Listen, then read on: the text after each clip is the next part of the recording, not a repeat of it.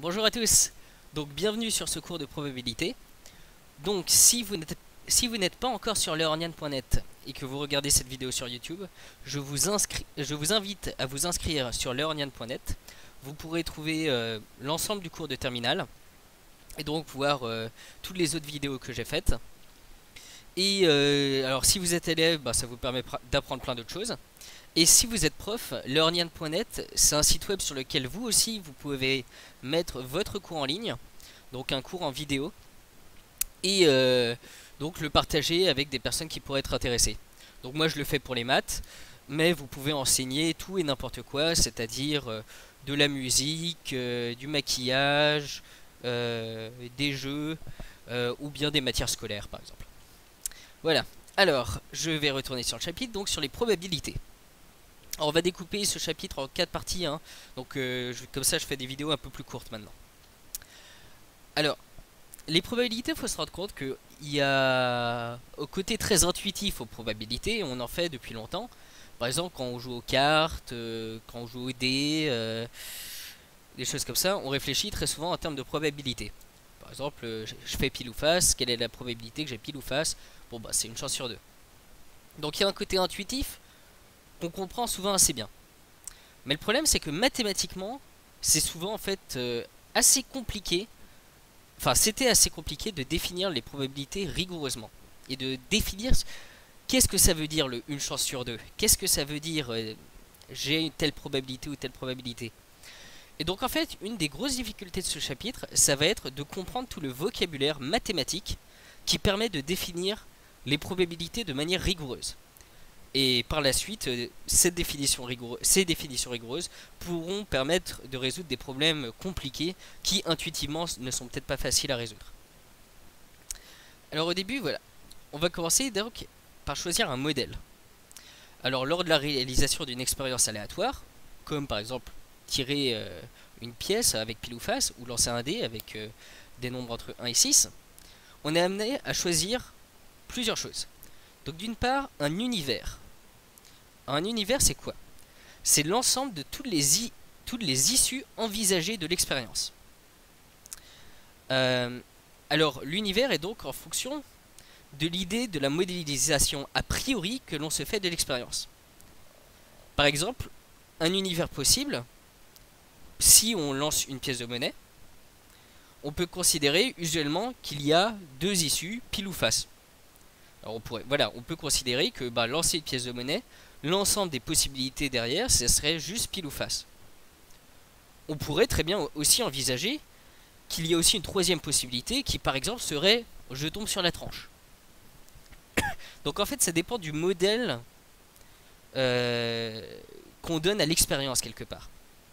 Et donc l'univers grand oméga des possibilités, enfin l'univers c'est l'ensemble qui désigne l'ensemble des possibilités, des issues possibles de l'univers.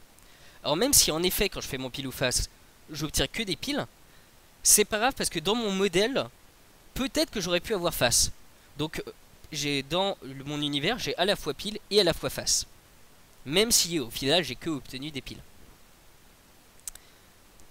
Donc quelques exemples classiques, on lance un dé et on regarde le numéro de la face obtenue. Donc mon univers c'est oméga qui est l'ensemble des nombres entre 1, 2, 3, 4, 5, 6. Donc où là chaque nombre représente le numéro du dé qu'on a obtenu. Alors par exemple, autre expérience, on lance un dé et on regarde si le numéro de la face obtenue est pair ou impair. Dans ce cas je peux par exemple choisir un oméga qui en fait est juste grand P et grand I, donc un ensemble à deux éléments. C'est-à-dire, soit je tombe sur quelque chose de pair, soit sur quelque chose d'impair. Alors, on lance une pièce de monnaie, par exemple, avec pile ou face. Je peux considérer un oméga qui lui aussi a deux éléments, pile ou face. Alors, par exemple, là, on va lancer deux pièces de monnaie. Deux pièces de monnaie, là, ça va être un ensemble plus compliqué. Parce que, quels sont tous les différents cas possibles? Je peux avoir la première pile, la deuxième pile, la première pile, la deuxième face, la troisième face, enfin la première face, la deuxième pile, et la première face, la deuxième face. Donc en fait j'ai quatre 4 issues possibles différentes. Et donc dans ce cas, je vais prendre un oméga qui aura 4 éléments. Ou par exemple, je lance 2D.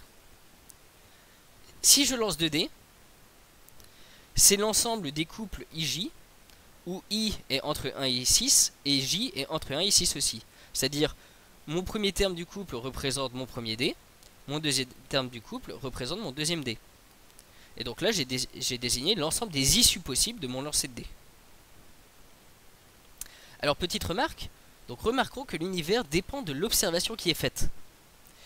C'est-à-dire, par exemple, si on lance 2 dés et qu'on fait le produit P ou la somme S des deux numéros obtenus, on n'obtient pas les mêmes univers.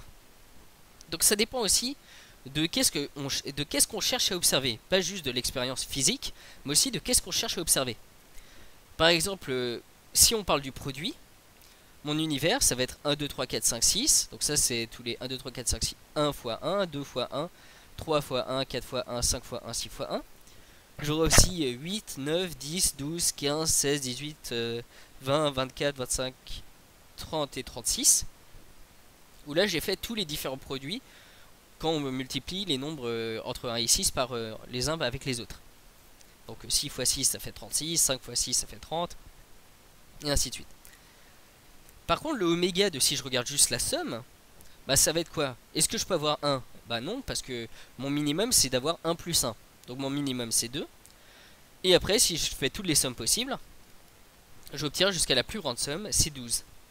Donc c'est tous les nombres de 2 à 12. Donc mes omégas, suivant si je regarde le produit ou la somme, ça va pas être le même oméga. Donc oméga désigne vraiment l'ensemble des issues possibles par rapport à ce qu'on veut observer. Alors aussi, notons aussi qu'il existe des expériences aléatoires qui comportent une infinité d'issues. Et là, c'est là où on rentre facilement dans des probabilités beaucoup plus compliquées. Par exemple, si je dis que je choisis un entier au hasard, et bien carrément l'ensemble de mes issues, c'est au grand oméga, c'est grand N, l'ensemble de tous les entiers naturels.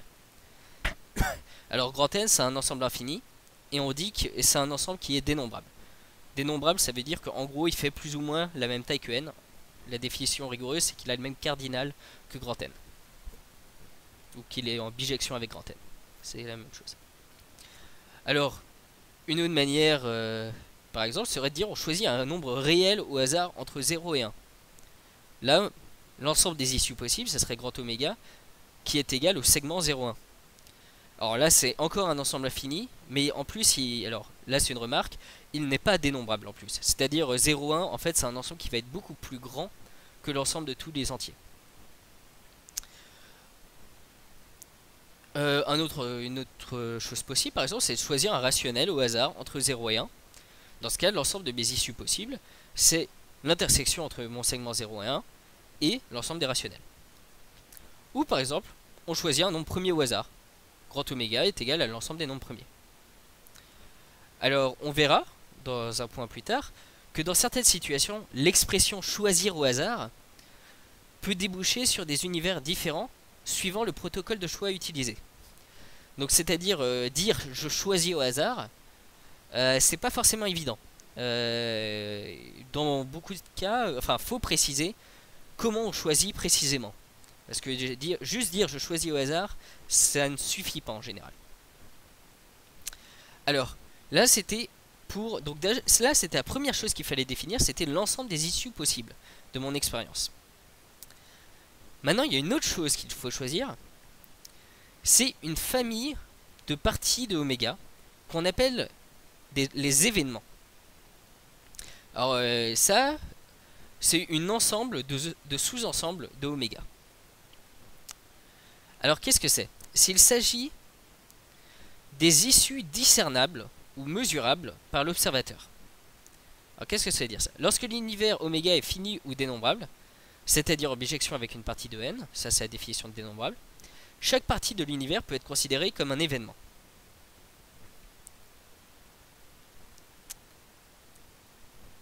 Alors exemple, on lance 2 dés et on regarde la somme des résultats obtenus.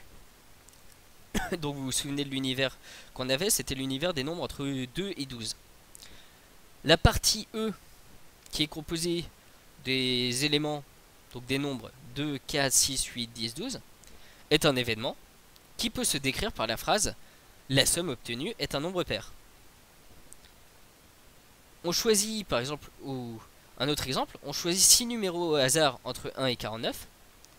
Les événements sont toutes les combinaisons de 6 numéros choisis parmi 49. Et on montrera plus tard qu'en fait il y en a 49 x 48 x 47 x 46 x 45 x 44. Ici il y a 6 termes divisés par 6 factoriels, c'est-à-dire 6 x 5 x 4 x 3 x 2 x 1. Et donc là on verra ça dans la leçon sur le dénombrement. Alors, ici rappelons que les éléments de oméga sont appelés des événements élémentaires. Un événement élémentaire est donc une partie de oméga réduite à un seul élément, c'est un singleton. Donc en fait là pour le moment, donc, au début on avait défini l'ensemble des issues possibles. Donc ça c'était grand oméga, l'ensemble de toutes les issues possibles. Ensuite on choisit un ensemble de sous-ensembles d'oméga qu'on appelle les événements. Et un événement par exemple ça peut être la somme est paire. Ça peut être on a choisi une combinaison de 6 nombres. Donc ça c'est les événements. Et ça c'est là je décris des événements. Donc quelque part un événement ça va être un ensemble à chaque fois d'événements élémentaires, c'est-à-dire un ensemble d'éléments de oméga. Donc par exemple dans le cas de la somme est paire, bah, les différentes sommes possibles c'est les nombres de 2 à 12. Et les sommes 2, 4, 6, 8, 10, 12, bah, c'est toutes les sommes qui respectent la propriété que la somme obtenue est un nombre pair. Et donc je désigne cet ensemble là, je l'appelle grand E. Et grand E quelque part représente la propriété la somme obtenue est un nombre pair. Et donc ça c'est mon événement. Alors pourquoi est-ce qu'on a introduit les événements? Là ça va venir maintenant en fait. Ensuite on va définir donc, ce qu'on appelle une loi de probabilité. Alors une loi de probabilité, ça va être une application qu'on appelle grand P, qui va être à valeur dans 0,1. C'est-à-dire la probabilité de quelque chose, c'est un truc qui est entre 0 et 1. C'est pas un nombre négatif, j'ai pas de probabilité négative, et j'ai pas de probabilité plus grande que 1. C'est-à-dire, si au plus j'ai une probabilité qui est égale à 1, ça veut dire que je suis sûr que l'événement arrive. Enfin, dans le cas d'un ensemble fini. Dans des cas d'ensemble infini, même une probabilité égale à 1, c'est plus compliqué. Alors, une loi de probabilité, donc ça doit vérifier plusieurs règles. Grand P de oméga doit être égal à 1. C'est-à-dire, la probabilité d'avoir un événement... Enfin, la probabilité... si je prends toutes les issues possibles de mon ensemble, la probabilité d'avoir une de ces issues est égale à 1. Parce que vu que j'ai considéré toutes les issues de mon ensemble, bah, c'est-à-dire la probabilité d'avoir pile ou la probabilité d'avoir face, enfin plus la probabilité d'avoir face, c'est forcément égal à 1. Pour faire la somme des nombres, par exemple quand j'étais dans la somme des nombres pour le lancer de dés, donc imaginons ici, la probabilité d'avoir une somme qui est égale à 2 plus la probabilité d'avoir une somme qui est égale à 3 plus blablabla plus la probabilité d'avoir une somme qui est égale à 12, bah en tout c'est égal à 1, parce que là j'ai fait la probabilité de toutes les issues possibles de mon univers. Donc au final, bah, y a forcément un de ces événements qui arrive, et donc là j'ai défini toutes les possibilités, et donc la probabilité de grand oméga doit forcément être égale à 1. Et donc... Et autre probabilité, si AN, n appartenant à n, est une famille d'événements 2 à 2 disjoints, alors la probabilité de la réunion des événements est égale à la somme des probabilités des événements. Alors ça c'est la probabilité, la propriété d'additivité d'une loi de probabilité. Alors quelle est l'idée ici? C'est que par exemple, imaginons je considère l'événement qui est la somme est soit égale à 2 soit égale à 3. Donc ça serait l'événement qui est représenté par l'ensemble 2, 3. Et on a un autre événement qui est la somme est égale à 4 ou 5. C'est-à-dire, ça c'est un événement, c'est un ensemble, l'événement c'est l'ensemble 4, 5. Dans ce cas, la probabilité d'avoir l'événement 1 ou l'événement 2, c'est-à-dire la probabilité d'avoir une somme qui est égale à 2 ou 3 ou 4 ou 5, c'est-à-dire 2 ou 3 ou 4 ou 5, bah cette probabilité-là doit être égale à la somme de la probabilité de tomber sur une somme qui fait 2 ou 3, plus la probabilité de tomber sur une somme qui vaut 4 ou 5. Donc, intuitivement, c'est quelque chose... En fait, là, c'est un vocabulaire, mais c'est quelque chose qu'on fait vraiment tout le temps quand on raisonne en termes de probabilité. C'est-à-dire, si les deux événements sont disjoints, bah, c'est normal que la probabilité de la réunion des événements, ça soit la somme des probabilités. C'est-à-dire, la probabilité que j'ai pile plus la probabilité que j'ai face, c'est la probabilité d'avoir pile ou face. Voilà. Parce que pile et face sont disjoints. Je peux pas avoir en même temps pile et face. Alors, donc la probabilité de la réunion d'événements 2 à 2 disjoints, hein, à pas oublier là, ils doivent tous être disjoints les uns des autres, est égale à la somme des probabilités. Alors quelques conséquences. 1 est égal à la probabilité de oméga, ce qui est égal à la probabilité de oméga union l'ensemble vide, ce qui est égal parce que grand oméga et l'ensemble vide sont disjoints. En effet, leur intersection est nulle, enfin est vide. Donc ça c'est égal à P de oméga plus P de l'ensemble vide. Or P de oméga c'était égal à 1. Donc P de l'ensemble vide est égal à 1. Donc ça veut dire que la probabilité de l'ensemble vide c'est toujours égal à 0. Donc ça c'est pratique à savoir. Donc une application qui respecte cela, c'est ce qu'on appelle une probabilité ou une loi de probabilité. Donc c'est vrai, alors là on a vraiment un peu tout défini. On a défini l'ensemble des issues possibles. Ensuite l'ensemble des événements, c'est-à-dire les choses qu'on observe quelque part.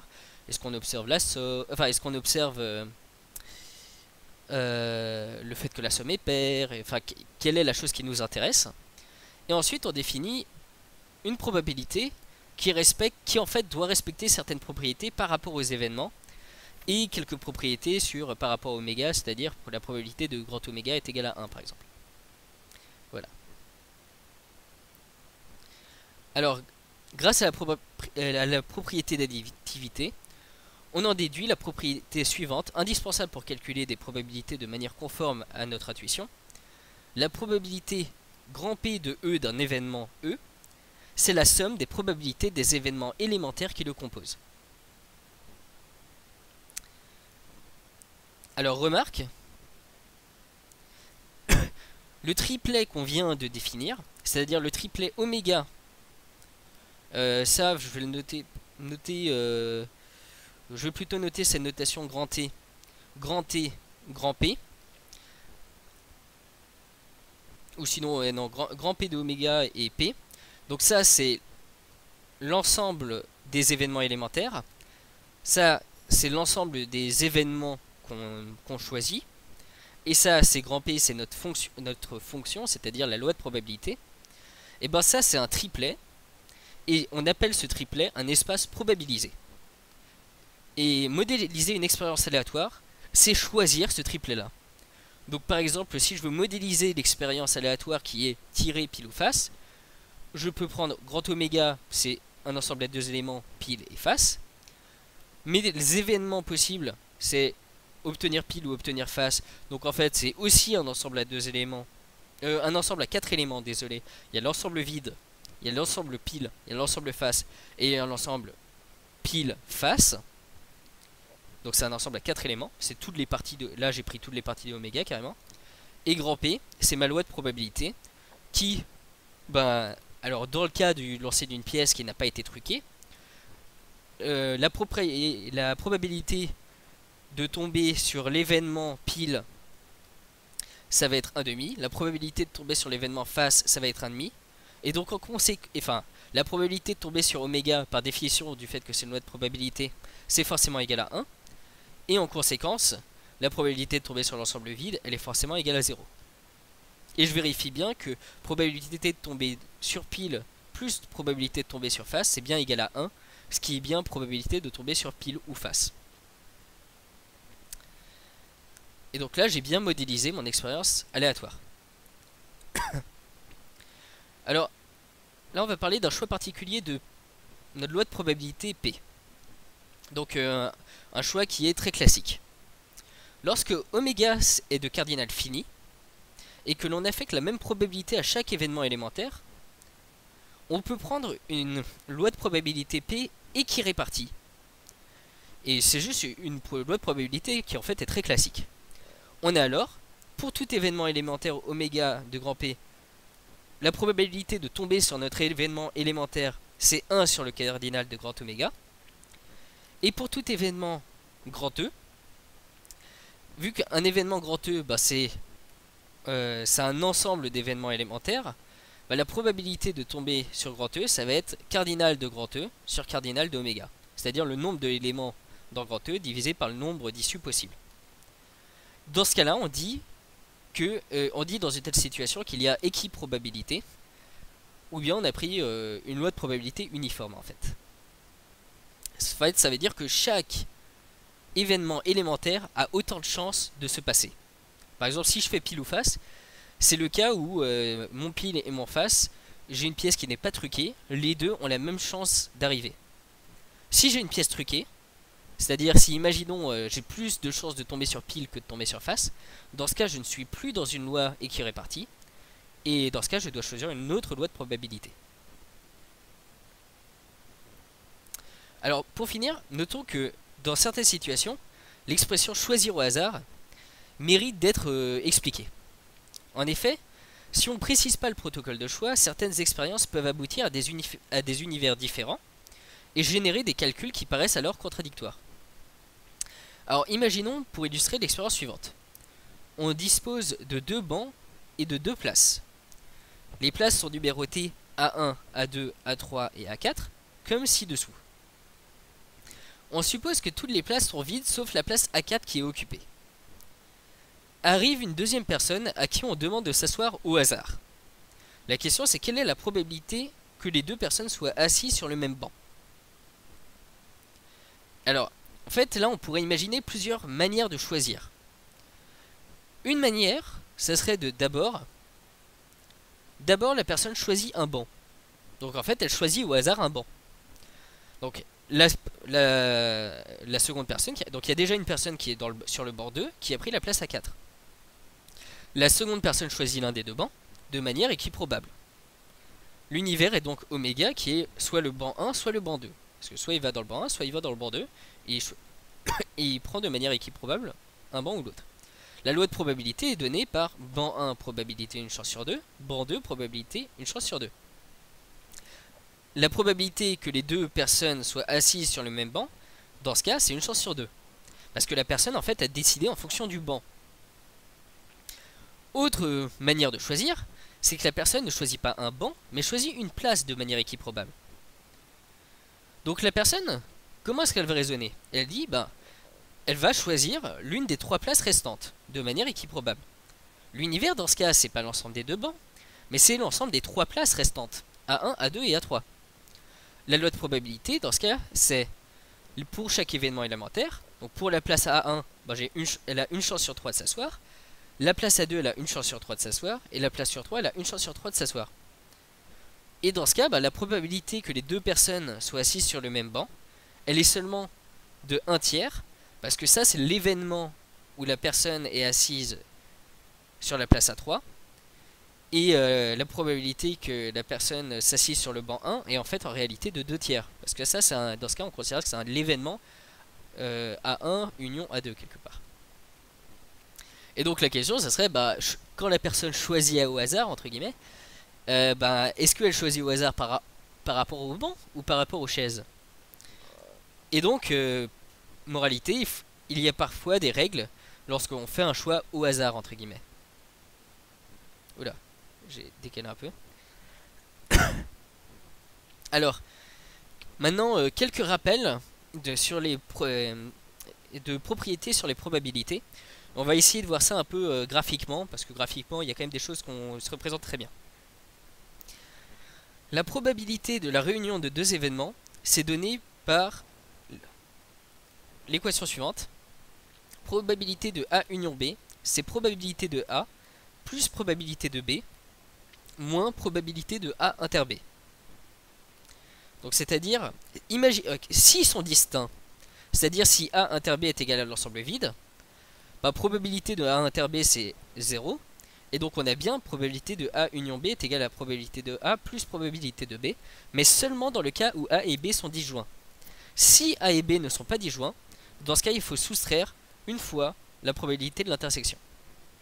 Alors exemple, dans une classe, 10% des élèves jouent d'un instrument à cordes, 20% des élèves jouent d'un instrument à vent, et 5% des élèves jouent d'un instrument à cordes et d'un instrument à vent. On choisit un élève au hasard. Quelle est la probabilité qu'il joue d'un instrument à cordes ou à vent? Notons C l'événement. L'élève joue d'un instrument à cordes, pour cordes. Et V l'événement, l'élève joue d'un instrument à vent. D'après les données, on a probabilité que la personne joue d'un instrument à cordes, donc probabilité de l'événement grand C, c'est égal à 0,1, c'est-à-dire 10%. Probabilité que l'élève joue d'un instrument à vent, c'est-à-dire probabilité de l'événement grand V, c'est 0,2, c'est-à-dire 20%.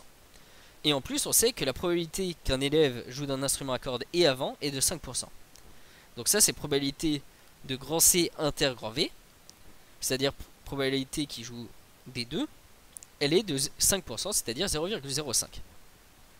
D'après la propriété précédente, on peut alors dire que la probabilité qu'une personne joue d'un instrument à cordes ou d'un instrument à vent, c'est égal à P de C plus P de V moins P de C inter V, ce qui fait 0,2 plus 0,1 moins 0,05, ce qui fait 0,25.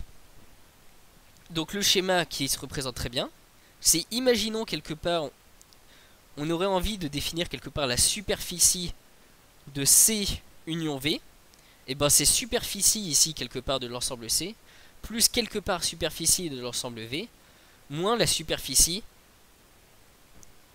de C inter V, parce que sinon en fait on l'aurait compté deux fois quelque part sinon.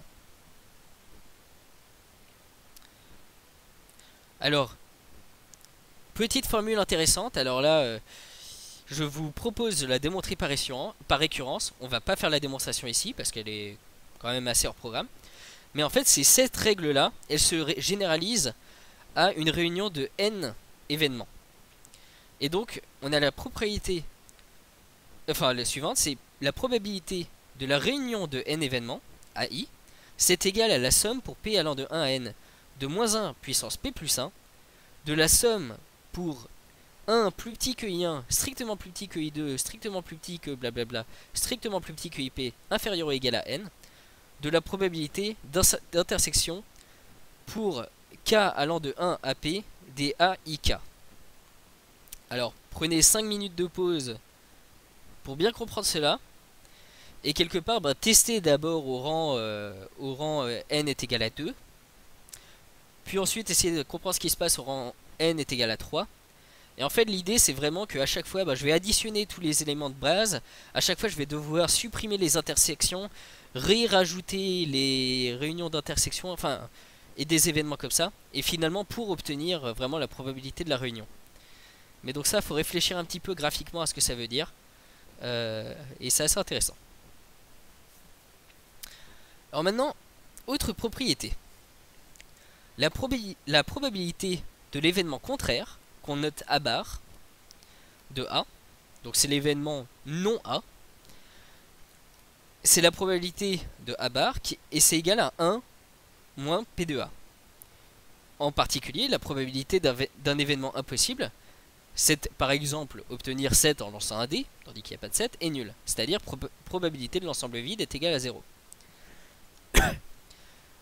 Autre remarque, si A est inclus dans B, c'est-à-dire si un événement est inclus dans un autre événement, alors la probabilité de A est plus petite que la probabilité de B. On a une sorte de croissance de la probabilité quelque part. Et probabilité de A exclu B, c'est égal à probabilité de A moins probabilité de A inter B. Ça en fait, ça va venir vraiment de la définition de qu'est-ce que ça veut dire A exclu B. A exclu B, ça veut dire A inter B bar. Donc ça va vraiment être lié à ça. Ouais. Oui, c'est ça. A exclu B désigne vraiment A inter B bar. Et ensuite, on peut réutiliser les règles précédentes. En démonstration, alors, ensuite, voilà. Désolé, voilà. Démonstration. Prouvons déjà la propriété 2. Donc, par définition, A et A bar sont incompatibles. C'est-à-dire, A et A bar sont incompatibles. Donc, ça veut dire que A inter A bar, c'est l'ensemble vide. Et on a aussi A union A bar qui est égal à oméga. Ça, c'est la définition du fait que A bar, c'est l'événement contraire de A. Donc, or, d'après la définition d'une probabilité, on a dans le cas de deux événements disjoints que la probabilité de la réunion, c'est la somme des probabilités. Donc, on a P de A union A bar qui est égal à P de A plus P de A bar. Or, A union A bar, c'est oméga. Donc, P de A union A bar, c'est égal à P de oméga qui est égal à 1. Et donc, j'ai 1 est égal à P de A plus P de A bar. Et donc, j'ai P de A bar est égal à 1 moins P de A. Si A est inclus dans B, alors B, c'est l'union disjointe de A et de B exclut A. Donc, on a probabilité de B, c'est égal à probabilité de A plus probabilité de B exclut A. Or, la probabilité, c'est toujours quelque chose de positif. Donc, on a bien probabilité de B qui est plus grande que probabilité de A. Ensuite, clairement, A exclut B et A inter B sont incompatibles. Et A exclut B et A inter B, c'est égal à A. Donc, d'après la définition d'une probabilité, on a alors probabilité de A qui est égale à probabilité de A exclu B union A inter B, ce qui est égal à probabilité de A exclu B plus probabilité de A inter B. D'où le résultat que probabilité de A exclu B, c'est probabilité de A moins probabilité de A inter B. Alors maintenant, prouvons la propriété 1 qui était voilà, que probabilité de A union B c'était probabilité de A plus probabilité de B moins probabilité de A inter B. Alors, pour le montrer, alors il suffit d'écrire que A union B, bah en fait c'est égal à A exclu B union B. Là si je fais A exclu B union B, bah si je prends un élément X qui appartient à A union B, bah soit il est dans A exclu B, bah soit il est dans B, soit il est dans A exclu B. En effet, forcément. Parce qu'il est soit dans A, soit dans B. Donc s'il est dans B, bah il est directement dans B. S'il est dans A, bah soit il est dans A et dans B, et dans ce cas il est dans B. Soit il est dans A et il n'est pas dans B, et dans ce cas il est dans A exclu B. Et dans l'autre sens, si X appartient à A exclu B union B, bah soit il appartient à B, dans ce cas il appartient à B.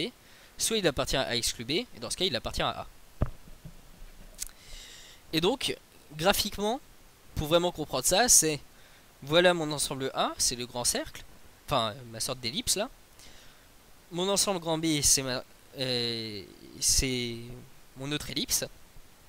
Et l'intersection des deux, c'est A inter B. La partie qui va être à gauche ici, c'est A exclu B. Et la partie qui va être à droite ici, c'est B exclu A. Et donc on voit bien que la probabilité de la réunion, c'est bien égal à enfin la réunion, c'est bien égal à A exclu B union tout B. Voilà. Alors comme les événements A exclu B et B sont incompatibles, on a alors probabilité de A exclu B union B, c'est probabilité de A inter B plus probabilité de B. Ça, c'est vrai, remarquons, c'est vrai juste parce que A exclu B inter B c'est bien l'ensemble vide, c'est-à-dire A inter B, A exclu B et B sont bien incompatibles. D'après la propriété 2, on a alors probabilité de A union B qui est égale à probabilité. Ça, c'est la même chose que A union B, hein, c'est ce qu'on disait. Donc, probabilité de A union B, c'est probabilité de A moins probabilité de A inter B. Ça c'est parce qu'on avait dit précédemment que probabilité de A exclu B, c'était probabilité de A moins probabilité de A inter B. Donc ça se remplace par ces deux termes-là. Et on a gardé la probabilité de P ici. Donc on a, en conclusion, probabilité de A union B, qui est égale à probabilité de A moins probabilité de A inter B, plus probabilité de B. D'où le résultat qu'on avait dans la propriété 1, et qui est très pratique. Probabilité de A union B est égale à probabilité de A plus probabilité de B, moins probabilité de A inter B. Alors voilà, ça c'était un peu pour l'introduction sur les probabilités, de comment on définissait quelque part rigoureusement les probabilités, avec donc d'une part la définition de l'univers, c'est-à-dire l'ensemble des issues possibles, puis ensuite des événements, donc l'ensemble des événements, qui à chaque fois un événement ça caractérise un ensemble d'issues possibles. Et ensuite, qu'est-ce qu'une loi de probabilité? Qui est en fait une loi de probabilité, c'est une fonction qui part de l'ensemble des événements et qui va dans 0, 1, telle que la probabilité de grand oméga est égale à 1, et la somme des probabilités d'événements disjoints est égale à la probabilité de la réunion d'événements disjoints est égale à la somme des probabilités des événements. Donc voilà, ça c'était la définition un peu rigoureuse pour poser les bases de qu'est-ce que vont être les probabilités. Alors ensuite, on va parler de variables aléatoires, ce qui est une notion assez compliquée, et ça va être dans le cours suivant. Donc encore une fois, si vous regardez cette vidéo sur YouTube, je vous invite à vous inscrire sur learnian.net pour regarder l'ensemble du cours de terminale. A bientôt.